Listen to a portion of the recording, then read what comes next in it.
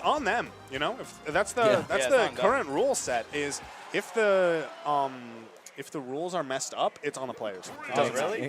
Because we just saw that. At Shine, like, where they you played the whole set.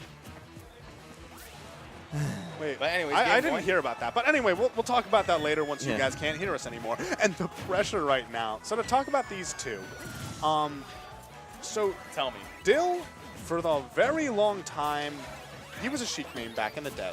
Yeah. Pre-patch Sheik, and he has since kind of dropped the character. We mainly see his Diddy Kong.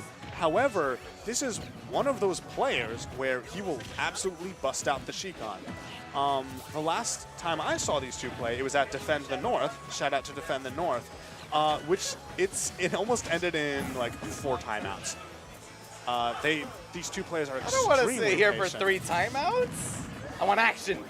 Oh no, there's action. Do not underestimate the excitement hidden in a timeout. Like right now, there is 10% difference between these two, and you have to understand the dynamics of the match because of that. Dill is forced to approach, but he's not going to do it just yet. He's like standing back, trying to throw needles, and so Sinji is throwing down this hydrant because the hydrant basically nullifies Sheik's camping needle game. And right now, neither of these two have touched each other. Oh, and right as I say that, he's being put in the corner. Yeah, so Sinji is playing this patient game. He's just not even bothering to approach right now. He has no reason to approach, and he's instead just trying to build up these like different walls and setups, seeing if any of them can work.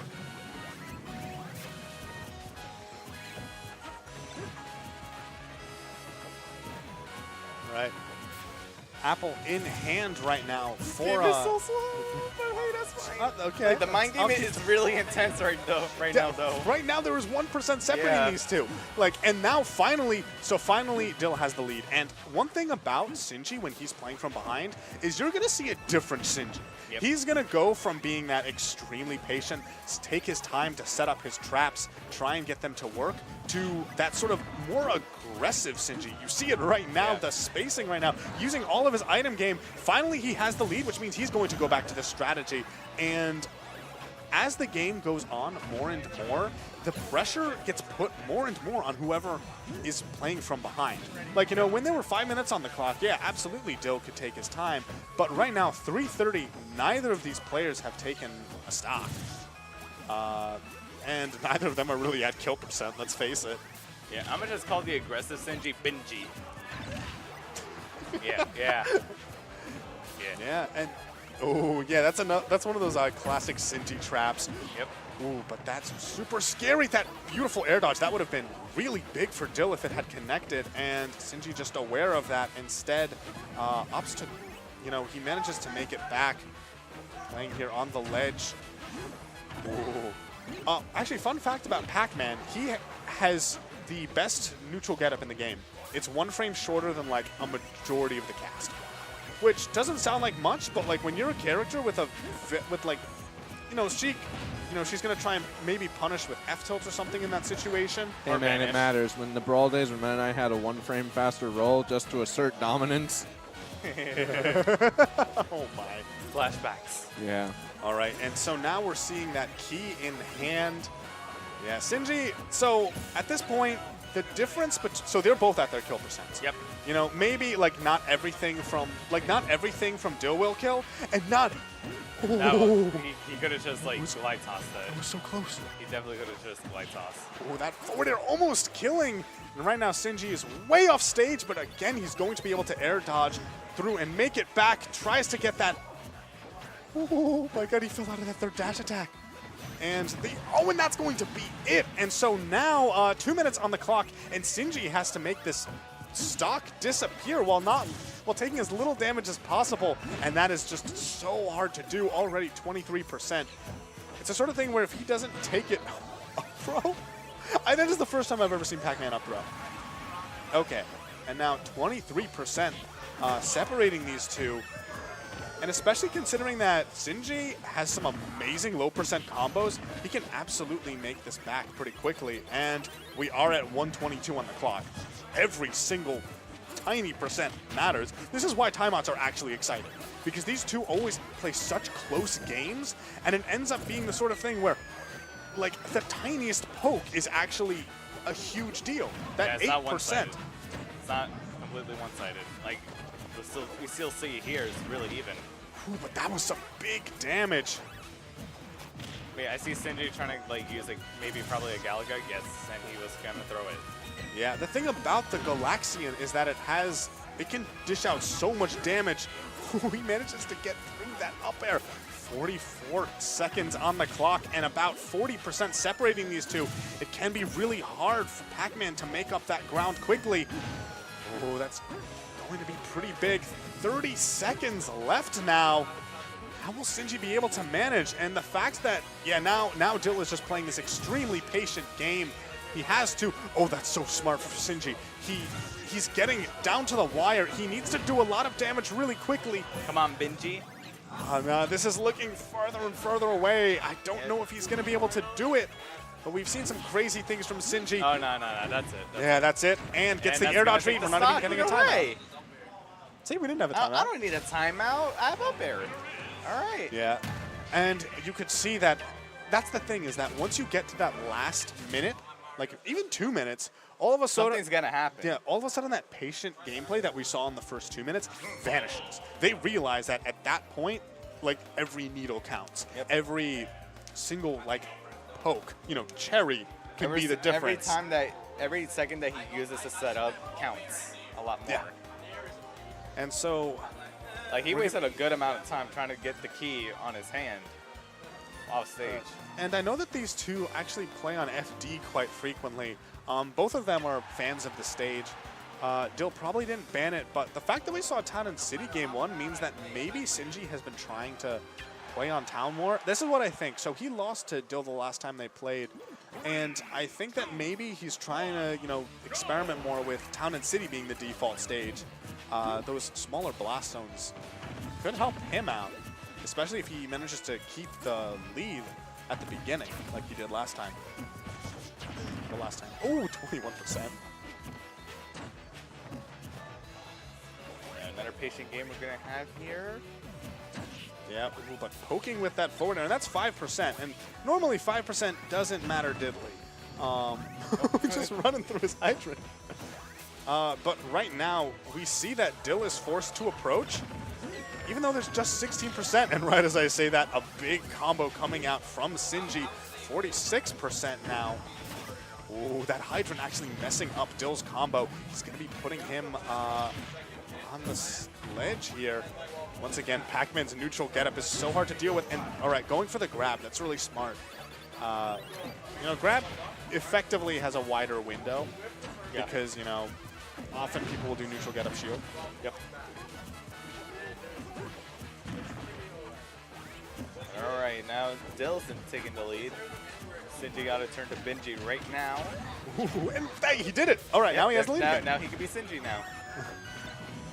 All right, and he has Galaxian in hand. Galaxian is actually, at these percents, this is like the last threshold of percent where Galaxian is relevant. After this, we're probably going to be seeing a lot more Bell and Key, maybe even Apple. Ooh, he got hit by the last hit of that. And that last hit matters, He's actually staying with the... Okay, there it is. Now he's going for this Bell. Ooh, and he still manages to grab it. I never understand how Sinji works, but it does that big hydrant damage. He went through the stage. I forgot about that. That's the thing. Yep. Bell goes through the stage. The movement. Now that was cute. That was cute from Dill. That bouncing fish was totally safe because he could bounce off the trampoline.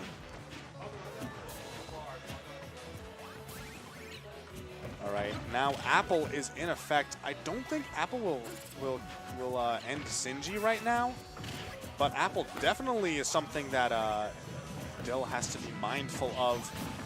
Ooh, that was such a good read. He reads that pressure, and ooh, right now he goes a little bit too deep. That's going to be some lag, but Sinji not getting a huge punish, instead just getting that F-tilt.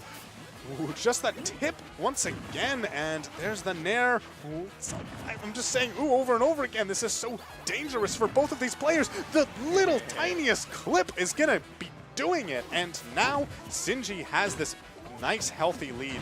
And the fact that Dill loses all of that rage means he's going to struggle even more to kill.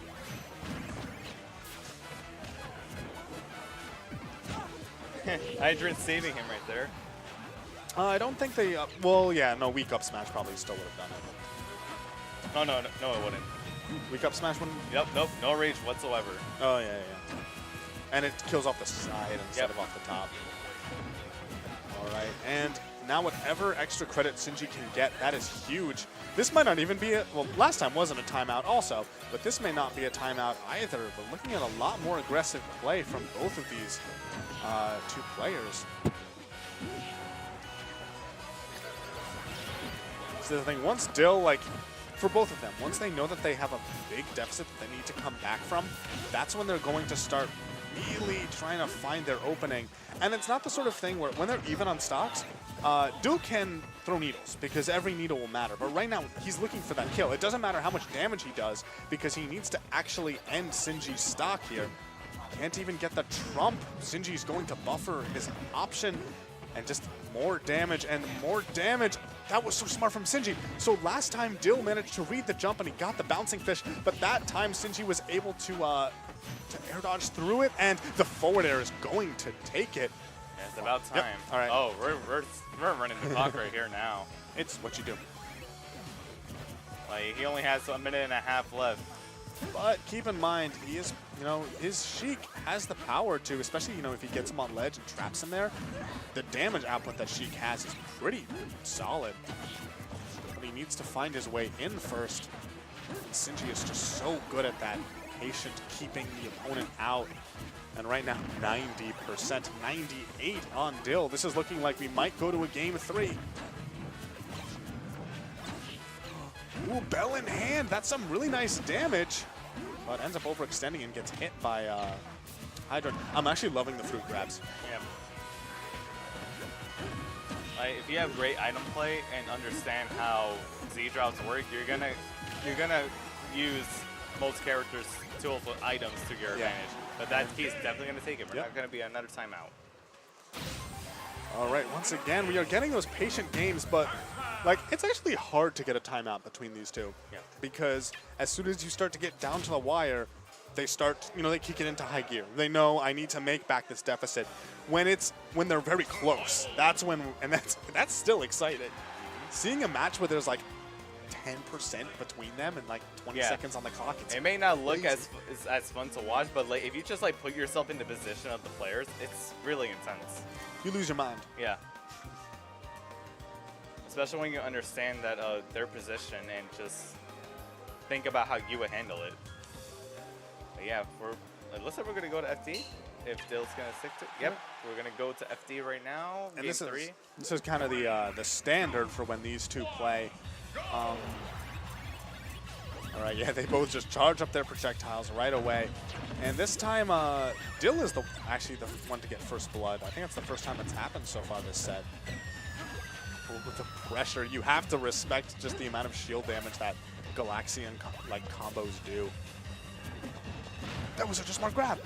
That was so smart. That really grabbed right through the hydrant, but it can't grab right in front of you. Okay, I understand. Pac-Man's grabs make sense now. I get it. He's It's not supposed to. All right. All right. Once again, we have Sinji down by just a little bit, but we know how powerful those Sinji combos are at low percents like this.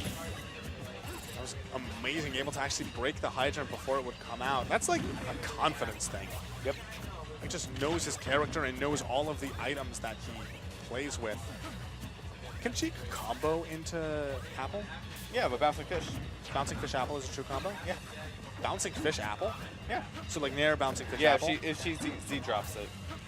Oh. Like, that's why you see Dill doing it.